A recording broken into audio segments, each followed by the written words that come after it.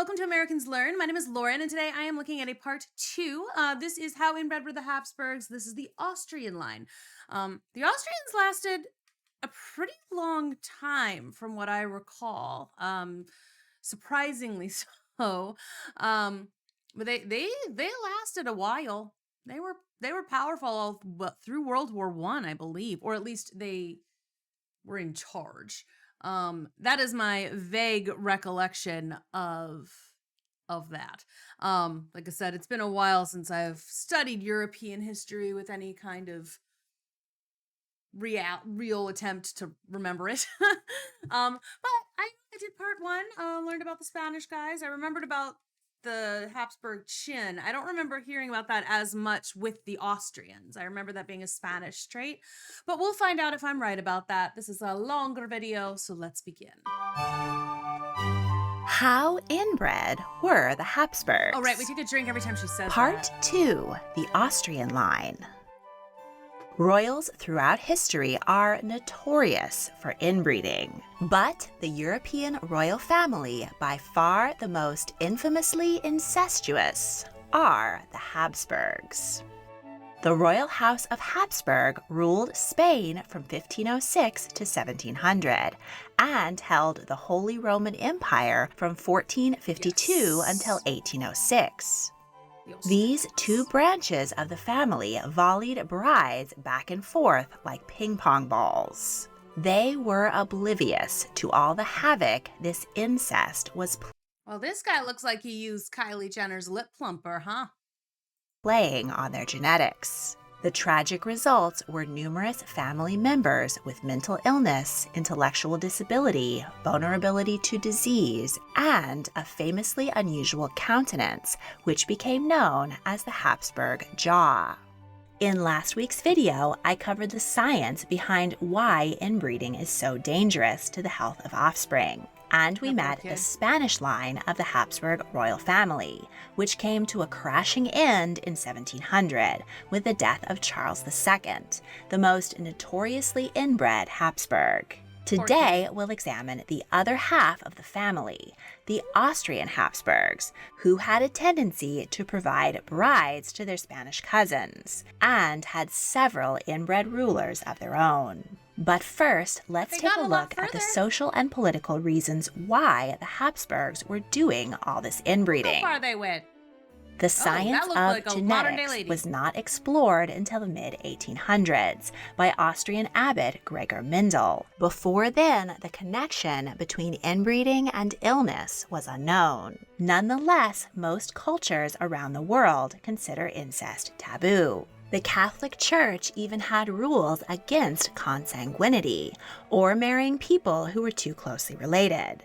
But those rules were regularly broken for royals. Yeah, that's just regular people rules. The royals can do whatever they want. They've got special dispensation from God to give their kids mental illnesses. In cultures across the world, royals chose to marry and mate with their close relatives for several reasons. Maintaining social order. Class structure was crucial to keeping royals and nobles on the top, and they were rigid about perpetuating separation between the classes. The belief that blood tells or whatever, that you can find a lot of stuff out from blood, but the idea that some people were inherently better than others because of the blood they had and they didn't want to dirty things up. Classism. Terrible. Royals had hard and fast rules about only marrying other royals. And for the most part, the second rung on the ladder, the nobility. But the European royals weren't going to be marrying royals from somewhere outside of Europe, though, is the thing. So, it doesn't matter that Ghana, I think, had the richest king ever. Was that Ghana? They're not going to marry their daughter to him, even though a lot of those African kings back in the day were so rich. Liked it that way. On the rare occasions when a royal married a member of the nobility, like in the case of King Edward IV of England and Elizabeth Woodville, the new queen's family would jostle for favors and positions, pushing other nobles out of the way. So unless the king wanted to crown your daughter, most nobles preferred that he just marry a foreign princess. Politics. Back when that does make governments were sense. run by dynasties and inheritance and family connection were paramount, treaties of peace and You don't wanna lose alliance your spot. between nations were almost always sealed with a marriage between members of the royal families. Young brides were sent away to live with their new husband, and it was incredibly useful to have your daughter at the court of your rival, influencing policy or at least trying to talk her husband out of going to war with you. Racism and classism. The term blue blood that's what I was talking originated about. in 9th century Spain, one of the Dang. lands the Habsburgs would later rule. White European soldiers distinguished themselves from their black Moorish enemies by displaying visible blue superficial veins under their pale skin. Oh. Sangre azul was soon associated with the rich and powerful families of Castile. The wealthy also emphasized their visible blue veins under ivory skin to distinguish themselves from the tanned peasants who toiled in the sun. Portraits I'm a peasant who accentuated toils this in the sun. feature, Except for very rarely. I'm a peasant who toils in the sun whenever people sit on the patio. I have to go and take care of them out there. and ladies used makeup to paint their veins even bluer. Oh. As royalty and nobility really just come down to genetic luck, it has long benefited these privileged groups to perpetuate the myth that their blood was somehow different and better than that of the common people. So they refused to mix their blood with commoners. With royals limited to marrying only other royals, The like 15 other families that were around. Well, I guess there would have been more because like Germany and Italy, I think at the time had a lot more they weren't just one family ruling the whole thing. They were broken up into lots of little mini kingdoms or whatever. So I guess more. Guess that's okay. and additionally, only royals with whom their nation might want to make a peace treaty. Oh, and don't forget that Catholics and Protestants couldn't marry each other. Royal brides were volleyed back and forth between the same And that was true handful of for a long time too, the Catholics and Protestants thing. Like my parents were a Catholic and a Protestant, and they had to go to like 10 different places before they'd find someone who was even willing to think about marrying them. And that was in like the late 80s, early 90s. Trying to remember exactly when they got married. I think they got married in 1990.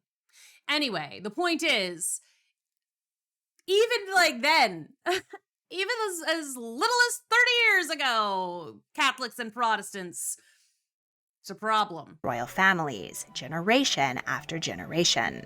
All of the royal families of Europe were in on the incest. But what made the Habsburgs uniquely notorious when it came to inbreeding was the fact that their family had two branches: the Spanish Habsburgs and the Austrian Makes it easier to Habsburgs. intermarry, The I two guess. halves of the family repeatedly traded brides back and forth to seal treaties. Cousins married cousins, and nieces married uncles. Funnily enough, I never came across an instance where an aunt married a nephew.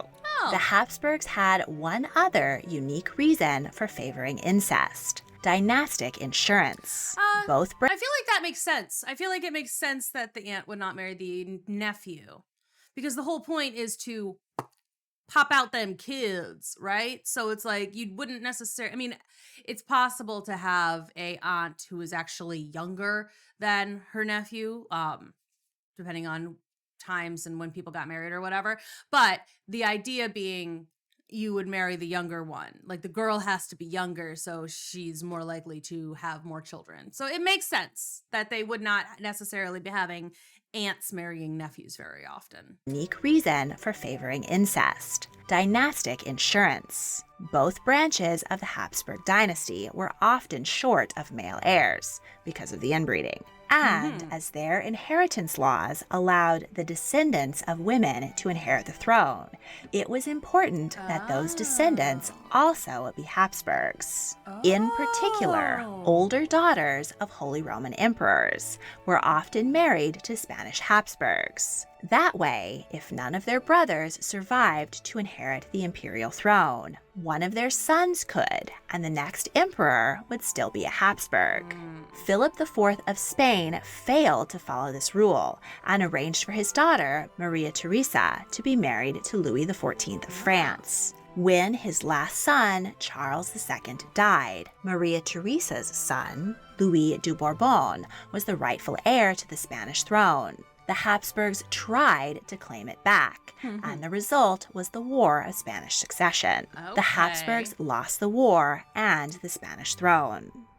40 years later, a different Maria Theresa had no surviving brothers, and her father left her the Holy Roman Empire. This time, her husband Francis was a Habsburg, and their children were still part of the Habsburg dynasty. A lot of children in that picture. And now, let's meet those inbred Austrian Habsburgs. Let's go. The dynasty took their name from Habsburg Castle, built in the 1020s in modern-day Switzerland. They slowly gained wealth and power until Rudolf I of Habsburg took control of the Duchy of Austria in 1278. Austria was part of the Holy Roman Empire. The title of Holy Roman Emperor and ruler over the vast empire in Central Europe was an elected position rather than an inherited one, though it tended to be handed down family lines. But in 1437, Holy Roman Emperor Sigismund died without a male heir. Frederick Habsburg was so powerful that he was able to bribe and cajole the prince-electors to make him emperor in 1452. For the next 3.5 centuries, the empire would remain in the hands of the Habsburgs. Emperor Frederick III had a distinctly hooked eagle nose, which was seen as a sign of nobility. He passed this trait on to his descendants. He married Eleanor of Portugal, who was not a close relative. His son, Emperor Maximilian I, married Mary, Duchess of Burgundy. She was also not a close relative. Starting out strong. But as the only child and heir of Charles the Bold, Duke of Burgundy, she was the most eligible bachelorette in Europe. She inherited Burgundy and the Netherlands and was often called Mary the Rich. Mary died at 25 after falling from her horse and breaking her back. 25? Died at 25 after falling from her horse and breaking her back. France went to war with the emperor over her inheritance, and in the end, France kept Burgundy, and the Netherlands went to Mary and Maximilian's son, Philip the Handsome. He married Juana. I think I made a comment about that last time, but like, my God.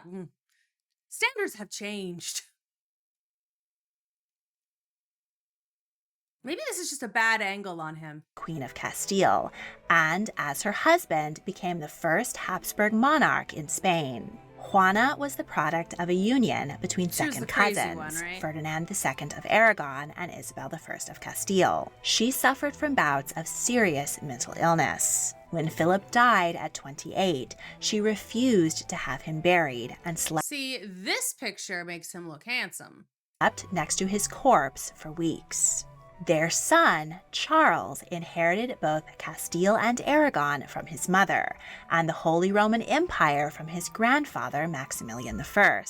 When Emperor Maximilian was in his 50s, he became morbidly depressed and brought his coffin with him wherever he traveled. When he died at 59, he left instructions for the treatment of his corpse. His hair was cut off, his teeth knocked out, his body whipped and covered in lime and ash, and publicly displayed to show the perishableness of all earthly glory. His mental illness may not have been the result of inbreeding, but it would reverberate down the family tree for generations to come. He's like, I want my death to be a metaphor. This is all impermanent. You know what? I respect it. Charles V traveled frequently back and forth around his two vast Trying to territories. get people less arrogant. Exhausted and depressed, Charles abdicated both thrones at the age of 56. Spain and the Netherlands went to his son, Philip II, but the Holy Roman Empire was tired of having to share their ruler with Spain. They preferred Charles's younger brother, Ferdinand I.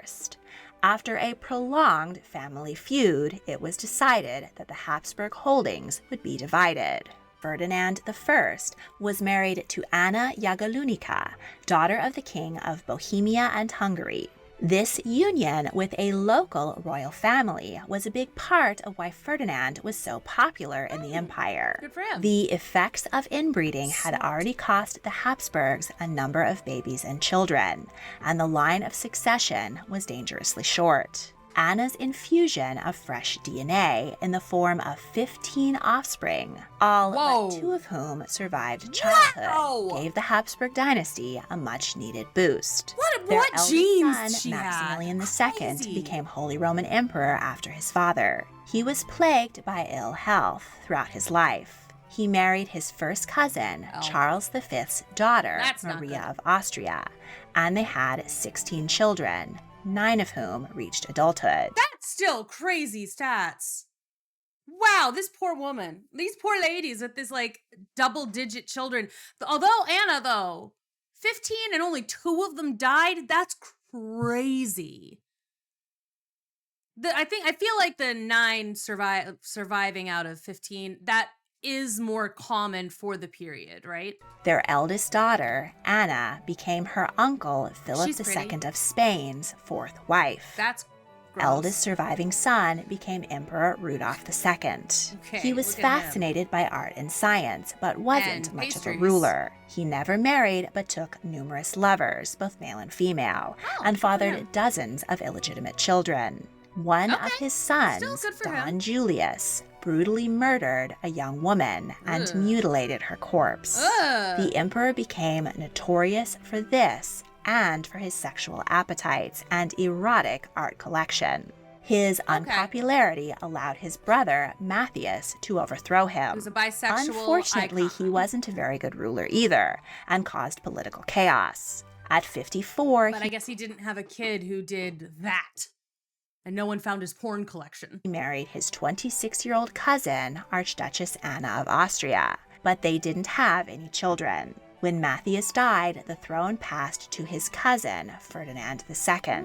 His parents, Charles of Austria and Maria Anna of Bavaria, back up, had been Jesus. uncle and niece. Ferdinand was deeply religious, expelled Protestant pastors, and forced his people to return to the Catholic faith. Protestant Bohemia revolted, thus igniting the 30 Years' War, the 4th bloodiest conflict in modern European history, costing the lives of as many as 8 million people, 60% of the population in parts of Germany. Ferdinand married his first See, I've cousin, heard of these wars, but I Maria don't Anna remember of the Bavaria, specifics. and they had 7 children, only 4 of whom reached adulthood. Okay, again, Ferdinand still died feels at normal. 59, leaving the throne to his than son, half. Ferdinand III. Though as devout as his father, he was more practical and brought an end to the 30-Year War. The Austrian and Spanish sides of the Habsburg family had been on the same side when it came to persecuting Protestants, but they were feuding over territory in Italy. War broke out, and Ferdinand married his cousin Maria Anna of Spain as part of a peace treaty. The couple had a happy marriage, and Maria Anna became an important advisor to her husband. They had 6 children, though only 3 survived infancy. Their eldest son, Ferdinand, died suddenly of smallpox. We're still at like half and half, though, for these infant mortalities. For most of them, about half of these kids are surviving still, which is better than what's happening with the Habsburgs in the Spanish side, where it's way less than that. They're having 12 kids and 2 of them are living. Like, these guys have got a little bit more of an even split. At the age of 21. But luckily, he had a younger brother, Leopold, to carry on the family line. Their Also using sister, Kylie's zip Mariana, code. married her mother's brother, King Philip IV of Spain, and was the mother of King Charles II. During Empress Maria Anna's 6th pregnancy, she died from a fever. Her daughter was cut from her body alive, but died a few hours later, and was buried in her mother's coffin. I went through so many emotions there. Married twice more in the hopes of fathering a few spares to the throne. His second and third wives were both relatives. His first cousin, 17-year-old Mary Leopoldina, died in childbirth. His third wife, 21-year-old Eleanor of Gonzaga, gave birth to 4 children. Ferdinand III died at 49, passing the throne to his son, Leopold I. A lot of these folks are dying pretty young, in their like 50s, like late 50s or 40s. Like they're dying pretty young, even for the era, right? Like I feel like people could survive till 70 or 80 even then. At 26, he married his niece, 15-year-old Margaret Teresa, the sister of King Charles II of Spain. He insisted that his new bride call him uncle. Ew! She was healthier than her brother, but that was a very low bar. Yeah. Only one of the couple's 4 children survived infancy. See, that's Margaret Spanish blamed the deaths of her babies on the Jewish people and persuaded Leopold to expel them from Vienna and destroy their synagogues. She Rotten died hell. during her 5th pregnancy at just 21. Leopold next married his second cousin, Claudia Felicitas, who died at 22, giving birth to her second stillborn child. I say they were dying early. They're like the men are dying at 50. The girls are all dying in their 20s because childbirth is hella dangerous. And this is why I will not have babies. After 20 years on the throne, Leopold still didn't have a male heir, and neighboring rulers were beginning to eye his throne and invade his empire. Leopold's third wife and third cousin was Eleanor Magdalena of Nuremberg. She was highly intelligent and also genetically far removed enough from her husband that they managed to have 7 children, all of whom survived. Thus, Leopold finally secured the succession and the future of the Habsburg dynasty, just in time for the death of King Charles II of Spain and the termination of the Spanish branch of the Habsburg family.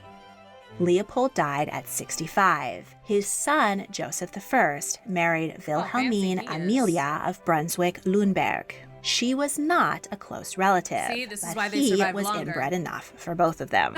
They had 3 children, but their only son, Leopold, died of hydrocephalus before his first birthday. Joseph had numerous love affairs and contracted syphilis, which he passed on to his wife, rendering her infertile. Love that. At 32, he died during a smallpox epidemic, passing the throne to his younger brother, Charles VI. His childless cousin, King Charles II of Spain, had named him as his successor in an attempt to keep the Spanish throne in the Habsburg family. But his French cousin, Louis de Bourbon, had a superior claim. Charles lost the crown of Spain, but then unexpectedly became Holy Roman Emperor instead. His wife, Elizabeth Christine of Brunswick, was not a relative, but was considered a great beauty. She gave birth to a son, Leopold Johann, but the baby died at just 7 months old. Charles filled his wife's apartments with erotic images of male beauty, believing this would ignite her imagination and cause her to produce a male child. She had 3 more babies, all daughters. I feel like at that point it's like, if I could have a choice at this point, ladies' choice. That's really funny. The Empress's doctors put her on a regimen of daily liquor, and which sucks too, because it's like they didn't know this at the time, but it's the sperm that decides if it's a male or a female. So it's like, it's not even her fault. It's his fault. Rich foods to increase her fertility.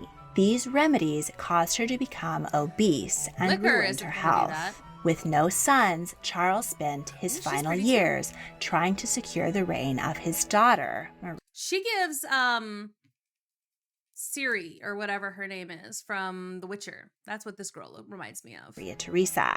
But there was a problem. Emperor Leopold I had made both of his sons sign a pact that if they didn't produce any male heirs, Joseph's daughters would be first in line to the throne. Oh, Once his father okay, and Leo. brother were dead, however, Charles disinherited his nieces and gave the throne to his daughter. War broke out between Maria Theresa and her cousin Maria Amalia's husband, Charles VII of Wittelsbach. He became Holy Roman Emperor for 3 years, briefly interrupting Habsburg rule. But he died at 48, and Maria Theresa took back the throne. She was married to her second cousin, Francis I, and as women weren't allowed to rule in many of the contiguous kingdoms of the empire, she made him her co-monarch. But it was clear who was really in charge. Good for her. Maria Theresa was a dynamic and talented ruler and oversaw a golden age. She gave birth to 16 children. 3 of her daughters died in infancy, and 3 more children died in their teens from smallpox. The disease was running rampant through Europe at the time, and her children's weakened immune systems, thanks to generations of inbreeding, didn't help their chances of survival. The Empress saw her children as pawns in the game of dynastic marriage, and arranged unions for them to royals all over Europe. Most famously, Marie Antoinette married Louis XVI and became Queen of France. Marie Antoinette is said to have had a mild case of Habsburg jaw that caused her lower lip to protrude slightly, giving her a constant pout. Maria Theresa. I mean, honestly though, in like certain beauty standards, like today, that's kind of people do like that. I mean, that comes and goes in popularity. Ruled for 40 years and died at 63. Royal dynasties are usually named after the father of the family. Francis I had been a Habsburg, but he was also a Lorraine. So, from then on, the family is called the Habsburg-Lorraine dynasty. Joseph II inherited the throne from his mother. He was exceptionally intelligent and had brilliant ideas to reform his nation. But he was terrible with people and imposed harsh measures to ensure everyone adhered to his will and vision for the future. He was incredibly unpopular with the very people he wanted to help. His first wife, Isabella of Parma, gave birth to 3 children, only one of whom survived. She died giving birth to her 4th. Joseph was heartbroken and devoted himself to their one surviving daughter. She died of a lung infection at the age of 7.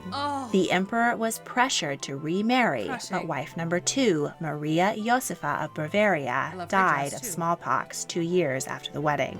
Joseph died at 48, and his brother, Leopold II, became emperor. I've heard of He him. married Infanta Maria Luisa of Spain, daughter of King Charles III. As the Spanish royals were now Bourbons and not so closely related, they managed to have 16 healthy children, securing the dynasty. Their son, Francis II, married 4 times. First wife, Elizabeth of Württemberg, died giving birth to a daughter who also died at 16 months. Wife number 2 was his double first cousin, Maria Theresa of Naples and Sicily. Sides, huh? They shared all 4 grandparents, Maria Theresa and Francis I, and Charles III of Spain and Maria Amalia of Saxony. They had 12 children and only 7 reached adulthood. Maria Theresa died giving birth to their 12th child.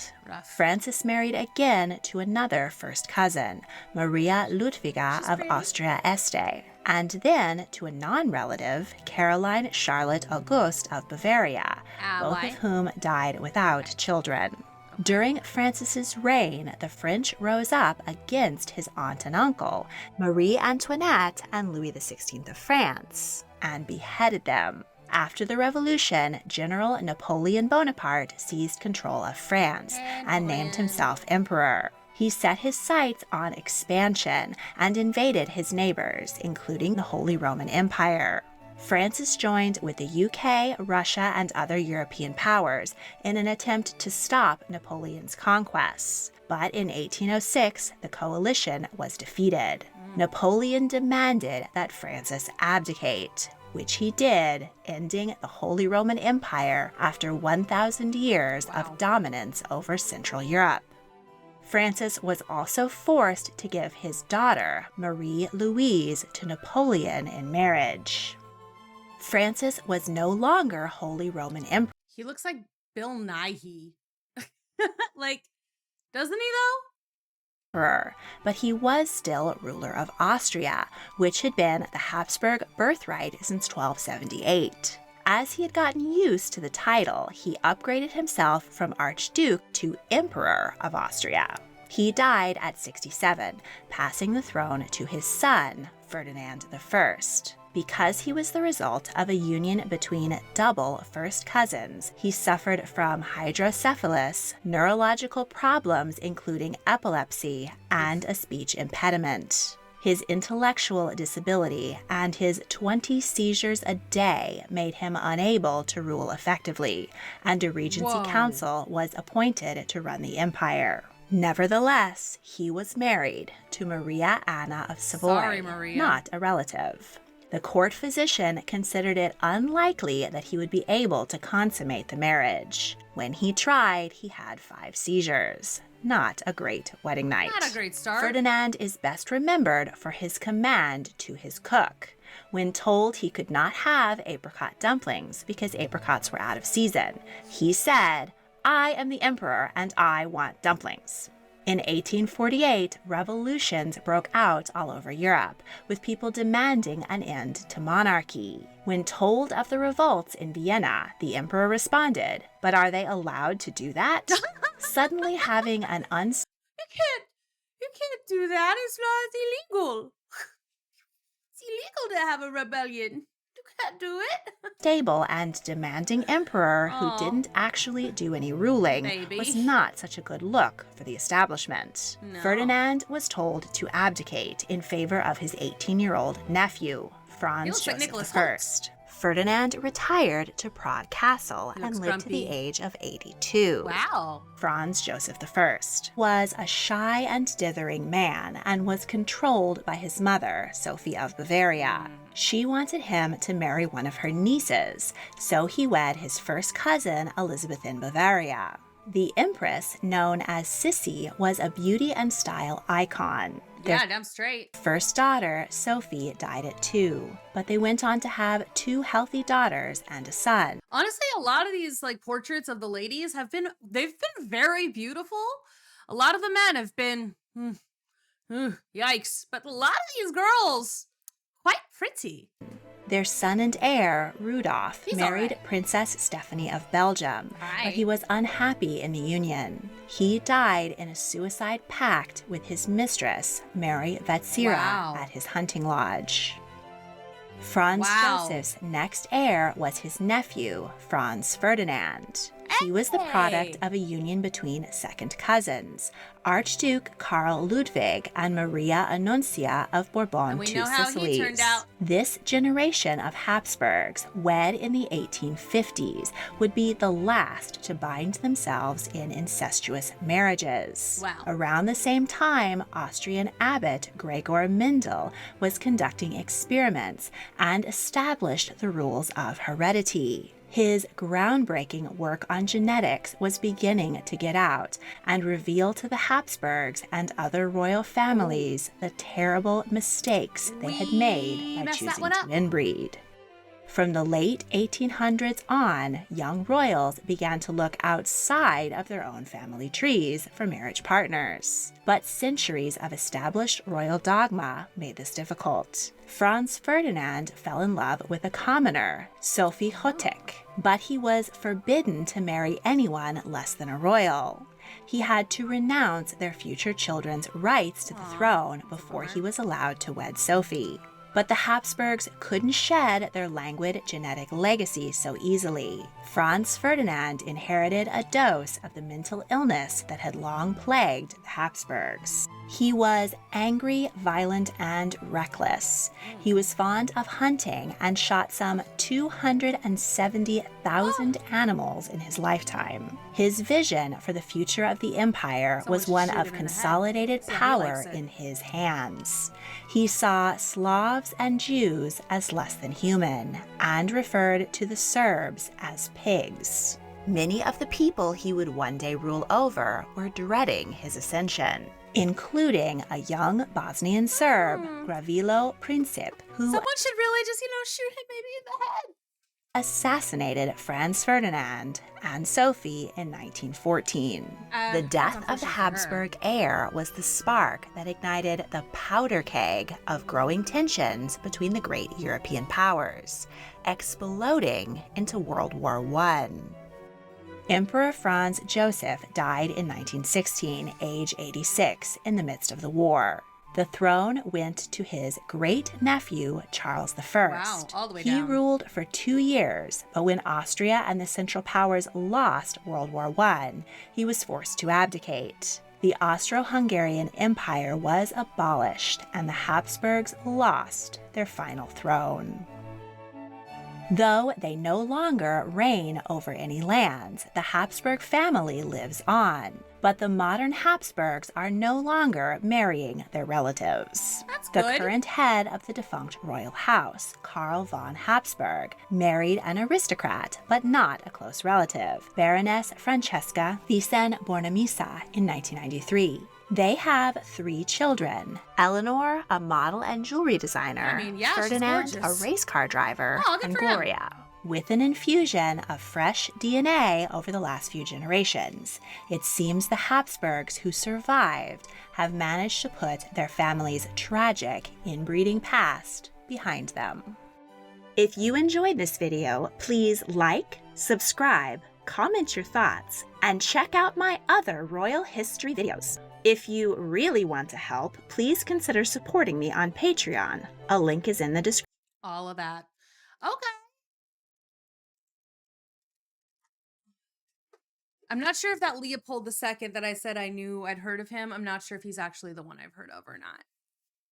Because I know, I feel like I know Leopold II of Bavaria? In any case. Anyway, NBD. Don't matter. That was, again, that was interesting. And these guys, like I said, have the Austrian line, I knew it had gone all the way down through World War I. So I knew that. I remembered that. Praise me. I didn't forget everything I ever learned, just most of it. Thank you so much for watching this video. I hope you enjoyed this part 2. If you want to see more stuff like this, go ahead and let me know in the comments below. Also, let me know what else I should look at.